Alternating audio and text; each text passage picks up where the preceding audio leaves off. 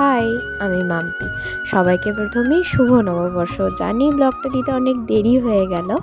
সেদিন প্রথমে সকালে উঠেই স্নান করে নিয়ে ঠাকুরের পুজোতে লেগে গেছিলাম, কারণ শুভ নববর্ষ বলে কথা, ঠাকুর পুজো না করে তো দিন শুরু করাই যাবে না।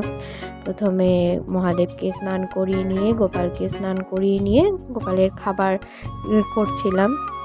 যা যা দিই প্রথমে ওগুলো বানিয়ে নিয়েছিলাম।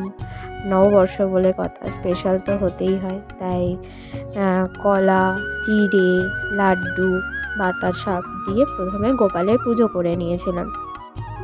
পুজোটা সেরে নেওয়ার পর আমাদের বৈশাখ মাসের 1 তারিখ থেকে আমাদের নারায়ণের পালা পড়েছিল। সেই জন্য প্রথম বাসনগুলো ধুয়ে নিয়েছিলাম।